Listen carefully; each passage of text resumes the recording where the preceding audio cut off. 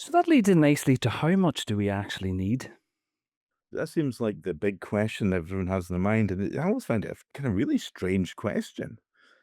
A bit like, well, the analogy I usually encourage people to take on this is to think about their feet, to think about their shoe size, and what a strange question it would be to ask them, well, what size of shoe should I be wearing?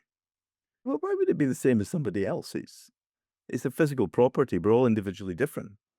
We all have feet and we all need shoes, arguably. Um, but we need shoes that fit. And we discover that through trial and error. So we could say, what's the average height of a Scotsman? Or what is the average shoe size?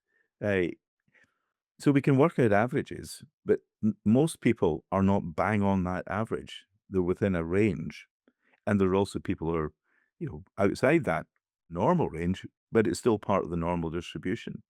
So although you might say that the average sleep requirement might be between 7 and 9 hours in an adult, it doesn't mean that people are going to get 8, and it doesn't mean that they're not going to be people who get 6 or 10. And our responsibility in looking after our health and advising people we love and care for is to find out how you function best, and don't go around with ill-fitting shoes.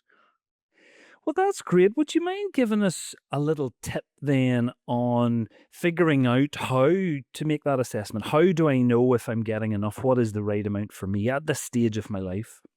Well, we often know that we've not been having enough sleep when we're feeling sleepy during the day.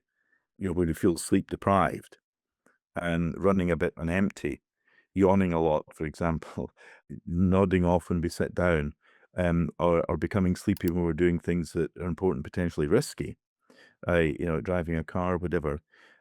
So we know at the extremes when we're sleep deprived. Um, and as a society, we tend to sleep deprive ourselves, um, often involuntarily during the week and catch up at the weekends, because we may be staying up um, later than perhaps we could or should, and then having to get up early to go to work. And one of the things actually interesting that happened during lockdown is a lot of people discovered a more natural sleep rhythm for them because they didn't have to get up at the same. As long as they got their work done, then they could do that. They could become a bit of a night owl as long as they got their work done.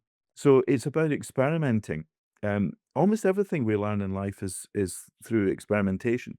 I think a lot of people think, "Oh, we figured that out because we read a book, or we figured that out because somebody told us. We figured out because we watched what somebody else did and we copied it."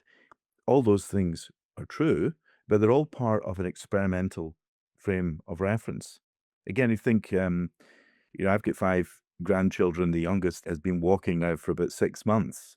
But when she started walking, everyone was, "Is that experimental thing?" Like, you know, we know how to walk in the sense that we do, and it's a normal developmental thing, but we execute it through a period of experimentation, trial and error, bumps and crashes, and successes and victories. Um, and I think one of the things that would be really good for everyone to do is listening to this would be to consider now, is my sleep wake pattern optimal for me? It's okay to try things out differently, to try going to bed a bit earlier, try going to bed a bit later, getting up a bit later, get up a bit earlier, to find the timing of your sleep that suits you best.